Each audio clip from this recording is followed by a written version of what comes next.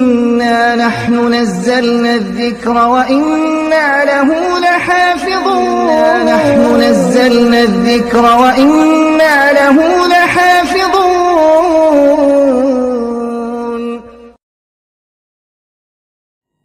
السلام عليكم ورحمة الله وبركاته. بسم الله والحمد لله والصلاة والسلام على سيدي رسول الله صلى الله عليه وسلم. أما بعد، أحبتي في الله، تكلمنا في الحلقة السابقة عن بداية دعوة الرسول صلى الله عليه وسلم، وكيف أنه بدأ الدعوة سرا لمدة 3 سنوات، ثم أمره الله بالجهر بالدعوة، وبدأت قريش في إيذاء النبي صلى الله عليه وسلم والمسلمين.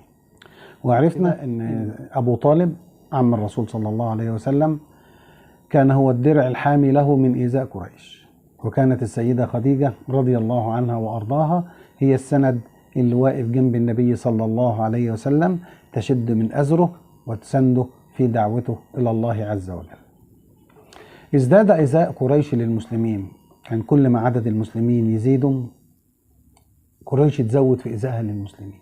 وكان الرسول صلى الله عليه وسلم شديد الحزن على إيذاء المسلمين الضعفاء، لأنهم بدأوا بالضعفاء، بدأوا بالعبيد زي بلال وآل ياسر، حتى نزلت سورة الزمر وفيها آية تدعو إلى الهجرة، وهي قول الله تعالى: بسم الله الرحمن الرحيم، للذين أحسنوا في هذه الدنيا حسنة وأرض الله واسعة إنما يوفى الصابرون أجرهم بغير حساب. من هنا دعا الرسول صلى الله عليه وسلم المسلمين إلى الهجرة، فكانت الهجرة الأولى إلى الحبشة، تحديدا الحبشة. ليه؟ لأن كان فيها ملك عادل لا يظلم عنده أحدا، كان اسمه أصحمة النجاشي، وكان يدين بالديانة النصرانية.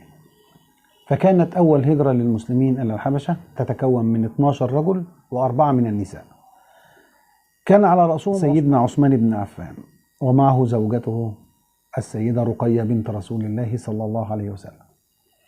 بقول لكم حضراتكم إنكم تتخيلوا بقى يعني المشقة اللي قابلتها السيدة خديجة وهي تفارق ابنتها السيدة رقية في هجرة إلى بلاد مجهولة بالنسبة ليهم، ما تعرفش هيبقى مصيرها إيه، ولكنها صبرت الصبر الجميل طاعة لله ولرسوله.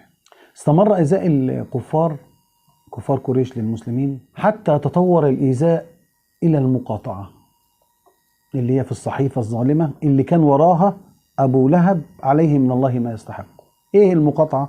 باختصار شديد، اتفق أبو لهب مع كبار رجال قريش من الكفار على مقاطعة بني عبد المطلب وبني هاشم وبني عبد مناف، باختصار ألا يبيعوا منهم ولا يشتروا ولا يكلموهم، مقاطعة في كل حاجة. وتم حصار المسلمين والرسول في شعب أبي طالب لمدة قد إيه؟ 3 سنين. كانوا من أشد وأصعب السنوات التي مرت على المسلمين، لدرجة أن المسلمين لم يكن لديهم شيء يأكلونه سوى ورق الشجر الجاف. طيب هم المسلمين ما كانش معاهم فلوس يشتروا بضاعة، كان معاهم، ولكن عليه لعنة الله أبو لهب كان كل ما كان أحد من المسلمين يخرج لشراء أي شيء، بضاعة، أكل، شرب، يروح يغلي عليه. ليه؟ علشان المسلمين ما يلاقوش ياكلوا. استمرت المقاطعة 3 سنين ذاق فيها المسلمين الويل، كانوا صعبين جدا، حتى أن بعض شرفاء قريش بعد ال3 سنين بقى ما استمرت فترة طويلة لم يعجبهم الأمر. إزاي ده قومنا؟ بدأ يعني تاخدهم شفقة بالمسلمين، زي هشام بن عمرو بن ربيعة ومطعم بن عدي وبعض رجال قريش من الكفار، واتفقوا فيما بينهم انهم لا، كده الوضع ما ينفعش، احنا الصحيفة كده ظالمة وعايزين ينقضوها. ولكن سبقهم امر الله عز وجل حينما اخبر الله عز وجل رسوله الكريم بان الصحيفة قد نقضت بعد ان سلط الله على الصحيفة حشرة الارض فاكلت كل ما في الصحيفة الا كلمة باسمك اللهم. وبذلك انتهت القطيعة، وعاد المسلمون إلى مزاولة حياتهم مرة أخرى. بدأت في التجارة والبيع والشراء عادي خالص، بس بعد إيه؟ بعد 3 سنين ذاقوا فيها العذاب أشكال وألوان. طبعا كانت مع الرسول صلى الله عليه وسلم في تلك المحنة السيدة خديجة رضي الله عنها وأرضاها. قاعت معاه، شافت الويل معاه ومع المسلمين زيها زي بقية المسلمين، وهي الشريفة الغنية، ما خدتش بقى عيالها وراحت بيت أبوها وقالت أنا ماليش دعوة لما يبقى حالك يتصلح يا رسول الله أبقى أرجع لك تاني، زي ما النساء دلوقتي بتعمل لو الراجل مرت بيه أي ضائقة. وده درس لكل نساء المسلمين، إزاي السيدة الوفية لزوجها المحبة لزوجها تقف جنب جوزها في أصعب المواقف. فضربت لنا السيدة خديجة أروع الأمثلة في ذلك، إنها وقفت مع النبي، قاعت معاه، كل ما شافوا المسلمون شافته السيدة خديجة، فكان لابد لها من مكافأة. طب المكافأة منين؟ جات لها المكافأة من الله عز وجل، كافئها على وضعها. ست غنية ومعها فلوس ولكنها استحملت وبقت زيها زي أي حد من المسلمين، قاعت وعطشت. عن أنس أتى جبريل عليه السلام النبي صلى الله عليه وسلم ومعه خديجة، وقال له يا محمد أقرئ خديجة من الله السلام. فقالت السيدة خديجة الله السلام وعلى جبريل السلام وعليك يا رسول الله السلام ورحمة الله وبركاته. وعن أبي هريرة رضي الله عنه قال جاء جبريل إلى النبي صلى الله عليه وسلم فقال له هذه خديجة قد أتت معها إدام من طعام أو شراب، فأقرئها من الله ومني السلام، وبشرها ببيت في الجنة من قصب لا صخب فيه ولا نصب. هي دي البشرة وهي دي المكافأة اللي جت للسيدة خديجة رضي الله عنها وأرضاها. نجري بقى كده بسرعة لحد ما نوصل لبعد 6 شهور من هذه المقاطعة، وبالتحديد في شهر رجب حضرت الوفاة أبو طالب، السند اللي كان بيسند الرسول صلى الله عليه وسلم وبيقف معاه ضد كفار قريش. حضرته الوفاة. الرسول قبل كده حاول مرارا وتكرارا، حاول كتير يدعو أبو طالب للإسلام، لأنه عمه بيحبه، هو اللي مربيه. حاول كتير وكان بيحزن لأن أبو طالب ما كانش بيرضى يدخل الإسلام، حتى أن ربنا سبحانه وتعالى أشفق على الرسول صلى الله عليه وسلم فأنزل آية إنك لا تهدي من أحببت ولكن الله يهدي من يشاء. فلما حضرت الوفاة أبو طالب ذهب إليه النبي صلى الله عليه وسلم في محاولة أخيرة عشان يدخله الإسلام، وقال له يا عم وهو على فراش الموت قل لا إله إلا الله أشفع بها لك عند ربي. بس للأسف كان موجود بقى في الوقت ده مين؟ أبو جهل. الرسول يقول له قل لا إله إلا الله أشفع بها لك عند ربي، ودول قالوا له لا تمت إلا على ملة آبائك. وللأسف الشديد مات أبو طالب ولم يسلم، فحزن النبي صلى الله عليه وسلم لذلك حزنا شديدا،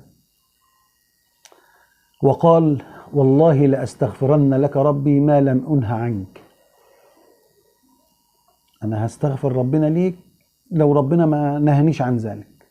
فنزل قول الله تعالى بسم الله الرحمن الرحيم ما كان للنبي والذين آمنوا أن يستغفروا للمشركين. وبعد وفاة أبو طالب ازداد إيذاء قريش للرسول صلى الله عليه وسلم، حتى أن الرسول صلى الله عليه وسلم قال ما نالت قريش شيئا مني أكرهه حتى مات أبا طالب. حزن الرسول صلى الله عليه وسلم لوفاة عمه حزنا شديدا. وفي أحد المرات قال له العباس عمه يا رسول الله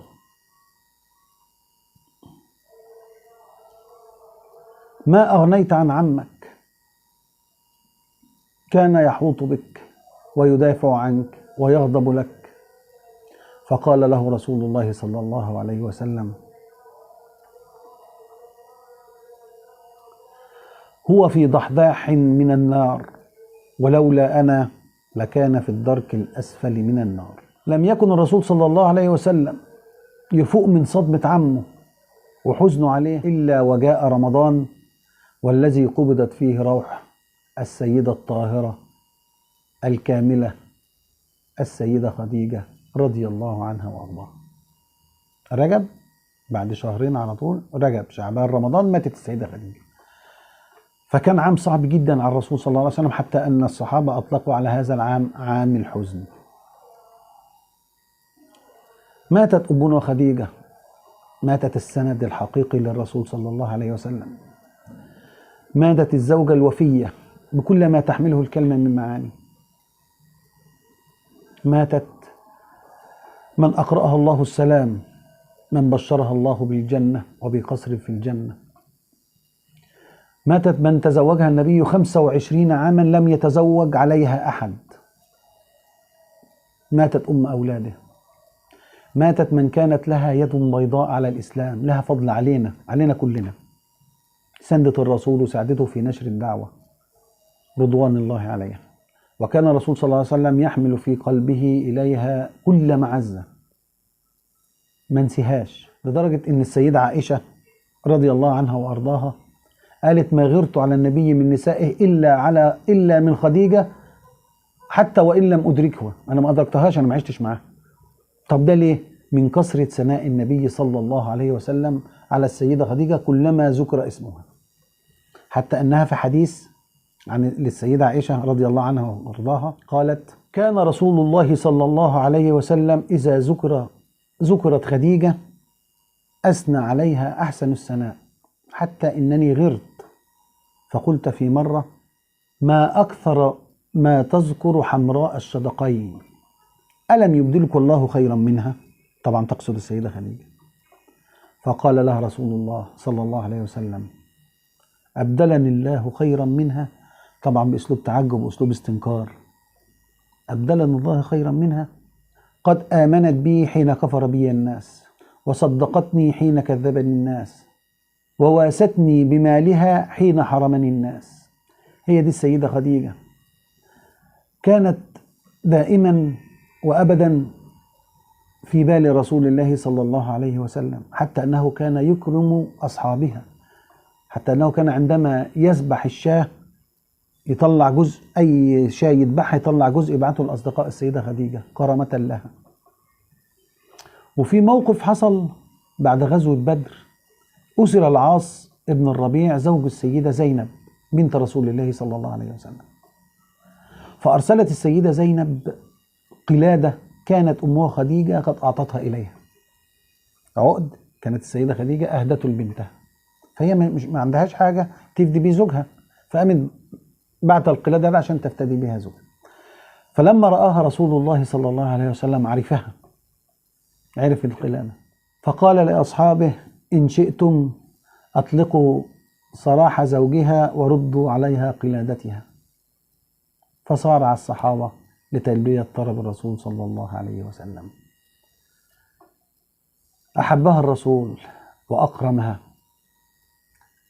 وأكرمها الله عز وجل حين أقرأها السلام، وحين بشرها بالجنة أثنى عليها الله ورسوله، فكيف نثني نحن عليها؟ حاولت أذكر لكم بعض المواقف البسيطة عن أمنا السيدة خديجة رضي الله عنها وأرضاها.